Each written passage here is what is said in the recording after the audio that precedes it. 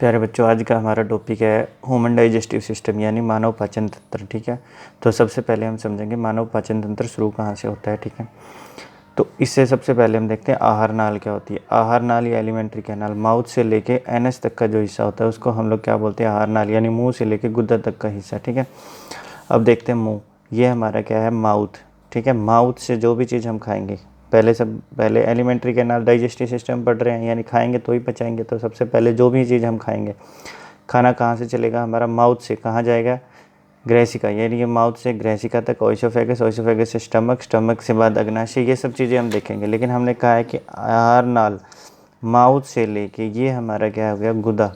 ठीक है, एनस, ये हमारा क्या कहलाएगा, माउथ टू एनस तक का जो हिस्सा है ये हमारा क्या कहलाएगा, एलिमेंट्री कैनाल। एलिमेंट्री कैनाल या फिर क्या कहलाएगा हमारा, आहार नाल। आहार नाल। अब हम शुरू करते हैं कि खाना खाते कैसे हैं, कैसे हम पचाते हैं। ठीक है, तो इसके लिए हम देखते हैं सबसे पहले कि हमने जो देखा है डायग्राम, उस डायग्राम के अकॉर्डिंग हम देखेंगे। ठीक है, तो हम कह रहे हैं कि माउथ से, जब पहले हम माउथ से क्या करेंगे, फूड को इंटेक करेंगे, मतलब खाएंगे। माउथ का क्या काम है, माउथ से खाने को हम अंदर लिया। ठीक है, उसके बाद टीथ क्या करेंगे, उसको च्यूइंग करेंगे, यानी ग्रेडिंग करेंगे, यानी चबाएंगे।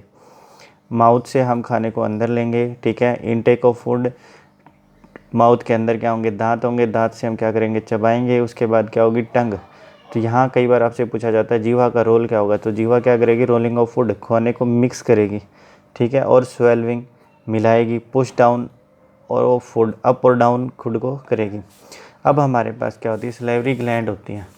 ठीक है, तो जीवा के अंदर ये यहाँ पे हमारी क्या है, सलाइवरी ग्लैंड है। ये सलाइवरी ग्लैंड क्या करती है, सलाइवा रिलीज करती है। सलाइवा को हम क्या बोलते हैं, लार। सलाइवा को हम क्या बोलते हैं, लार। ठीक है, हिंदी में हम सलाइवरी ग्लैंड को हम क्या बोलेंगे, लाला ग्रंथि। क्या बोलेंगे, लाला ग्रंथि। तो ये लाला ग्रंथि जो है ये हमारे क्या काम करेंगे, लाला ग्रंथि एक रस निकालती हैं जिसको हम क्या बोलते हैं, लार। सलाइवा जो छोड़ता है उसको हम क्या बोलते हैं, लार और लाला रस। और इस लाला रस के अंदर हमारा क्या होता है, एंजाइम। क्या होते हैं इसके अंदर, एंजाइम। कौन सा एंजाइम, सलाइवरी अमाइलेज, जिसको हिंदी में क्या बोलते हैं, एमिलस।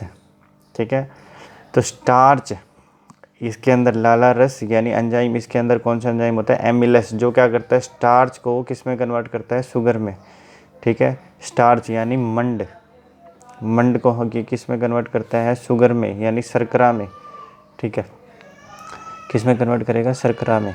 अब माउथ चेक का जो काम है वो आपको समझ में आ गया कि माउथ में हमारे हो क्या रहा है, माउथ से हमने खाना लिया, खाना लेते ही दांत है, दांत हमारे खाने को चबाएंगे। फिर जीवा यानी टंग क्या काम करेगी, उसको रोल डाउन करेगी, मिक्स करेगी। उसके बाद लाला ग्रंथियाँ हैं, लाला ग्रंथि क्या करेंगी, लार छोड़ेंगी, जिसके अंदर एक एंजाइम है जिसका क्या नाम है, एमिलस, जो क्या करेगी, मंड को किस में तोड़ेगी, शर्करा में तोड़ेगी। ठीक है, हमने ये पढ़ लिया, किसको तोड़ेगी, मंड को किस में तोड़ेगी, शर्करा में तोड़ेगी।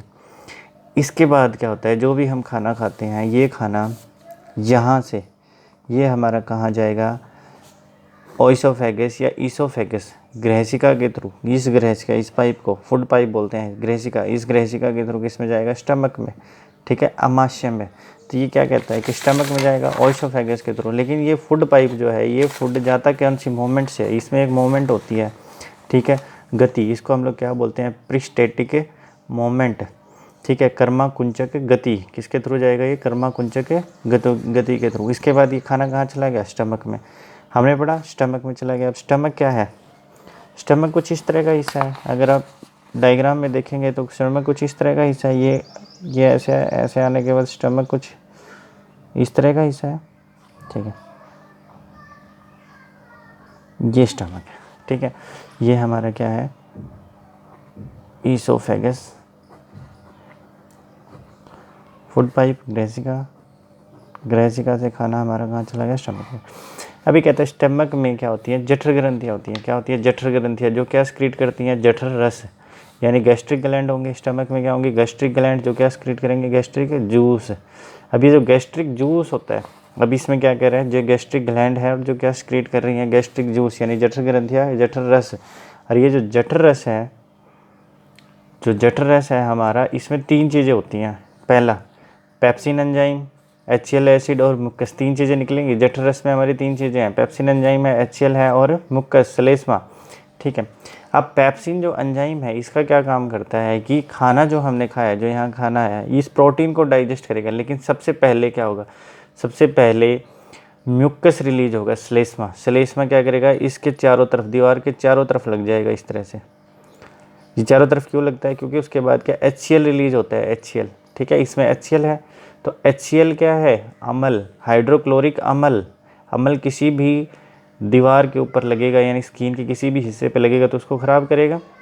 ये खाने, ये श्लेष्मा जो लगा हुआ है ये इसलिए लगता है यहाँ पे, किस लिए लगा हुआ है, ताकि स्टमक की जो वाल है ये HCl, हाइड्रोक्लोरिक अम्ल जो रिलीज हो रहा है उससे बचा सके, ठीक है। ये जैसे रिलीज होगा तो खाना हमारा है, इस खाने में मिल जाएगा और क्या बना देगा, एसिडिक मीडियम, अम्लीय माध्यम तैयार कर देगा। और इस अम्लीय माध्यम में ये पेप्सिन एंजाइम जो है ये काम करेगी।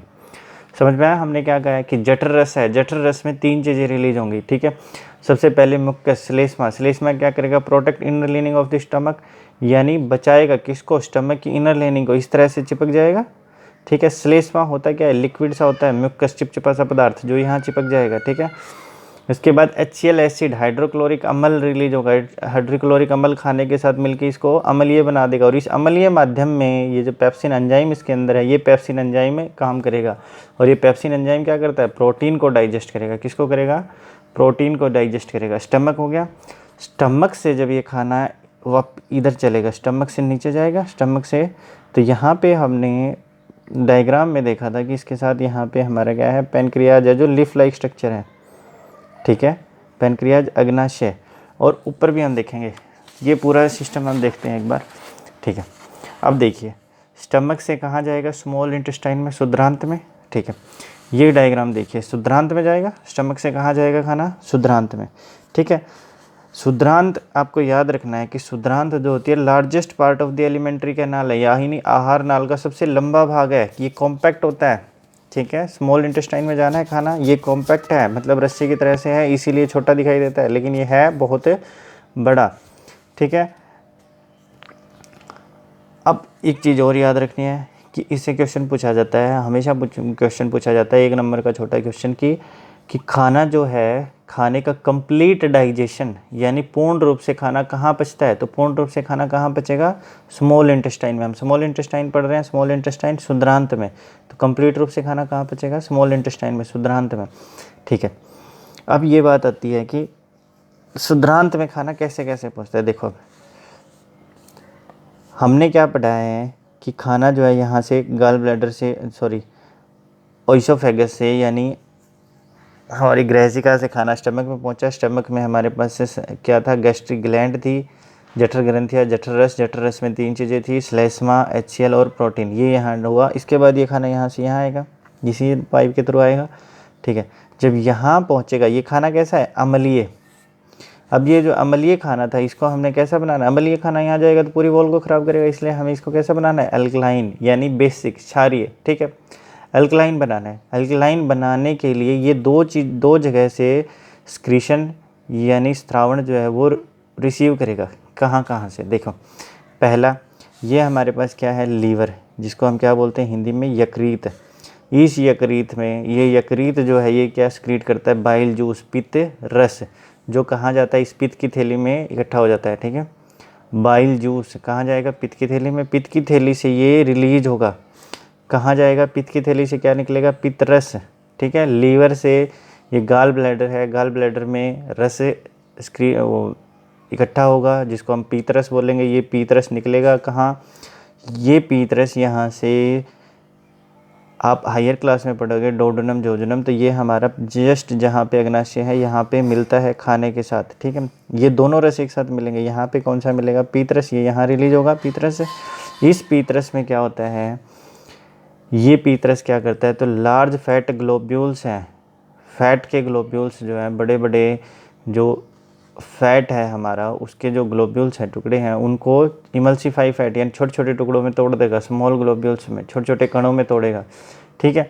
इसके साथ हमारे पास ये क्या है, पेनक्रियाज यानी अग्नाशय है। अग्नाशय भी एक रस एक्सक्रीट करेगा, जिसको हम क्या बोलेंगे, अग्नाशय रस, ठीक है। इस अग्नाशय रस में एंजाइम होंगे, एक होगा ट्रिप्सिन, एक होगा लिपेज, ठीक है, जिसको लाइपेज भी बोलते हैं, लाइपेज, ट्रिप्सिन और लाइपेज।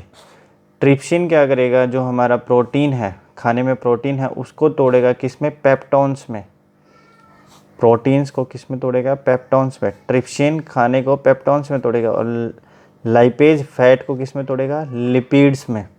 और ये दोनों यहाँ पे मिलेंगे खाने के साथ और डाइजेशन स्टार्ट कर देंगे। साथ में क्या करेंगे, अल्कलाइन मीडियम तैयार करेंगे। इसी अल्कलाइन मीडियम में ट्रिप्सिन और लाइपेज जो है वो एक्ट करते हैं। जैसे हमने पढ़ा था कि अम्लीय माध्यम में, स्टमक में अम्लीय माध्यम में एक एंजाइम पढ़ा था जिसका हमने क्या नाम दिया था, पेप्सिन, जो प्रोटीन को तोड़ रहा था, ठीक है, प्रोटीन डाइजेस्ट कर रहा था। इसी तरह से पीतरस और अग्नाशय से एक रस निकलेगा जिसको अग्नाशय रस बोलेंगे।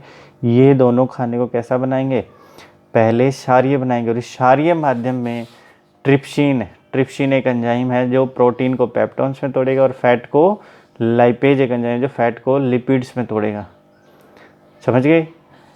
अब ये खाना कहाँ पहुँचेगा, यहाँ से होता हुआ। अब ये खाना यहाँ से होता हुआ किस में पहुँचेगा, स्मॉल इंटेस्टाइन में, यानी शुद्रांत में। किस में पहुँचेगा, शुद्रांत में।